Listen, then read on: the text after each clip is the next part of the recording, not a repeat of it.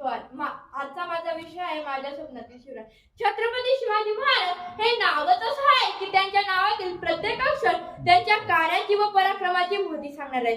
छातीच्या बळ असणारे, त्रस्त मुघलांना करणारे, परत न फिरणारे, तिन्ही जगात जाणारे, शिस्तप्रिय वाणीस ते जिजाऊंचे पुत्र, महाराष्ट्राची शान, हा न मानणारे, राज्याची हितचिंतक,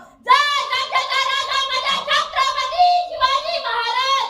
कोण एकेकाळी आम्ही जनावरांसारखे जीवन जगत होतो, तेव्हा आमच्या अन्नधान्यावर तर सोडाच, पण आमच्या देहावर देखील आमचा अधिकार राहिला नव्हता. माणसं आणि जनावर तर दूरच, पण त्यावेळी मंदिरातील देव देखील सुरक्षित राहिला नव्हता.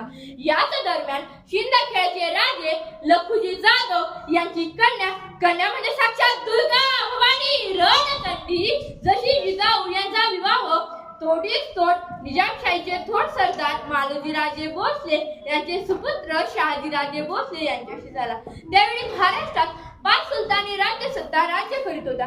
अशा परिस्थितीत महाराष्ट्राच्या भूमीला हवा होता तो झंकार पेटा अंगार. अखेर ती वेळ आली. सह्याद्रीची सिंहगर्जना झाली. फाल्गुन वैद्य तृतीया शके 1551 19 फेब्रुवारी 1630 रोजी जिजाऊंची पंढरी आली होती फळाला. कारण अरे माझा राजा जन्मला, मला शिवबा जन्मला, दिलदलितांचा कैवारी जन्मला, दुष्टांचा सहारी जन्मला, अरे माझा राजा जन्मला. माझ्या स्वप्नातील शिवराय म्हणजे आजच्या काळातही मार्गदर्शन करणारे व्यक्तिमत्व आहे. आज जर छत्रपती शिवाजी महाराज राहिले असते तर त्यांनी तरुणांना फक्त यशाच्या मागे धावायला सांगितले नसतं, तर मूल्य आणि नैतिकता जपण्याचा संदेश दिला असता. जय जिजाऊ, जय शिवराय.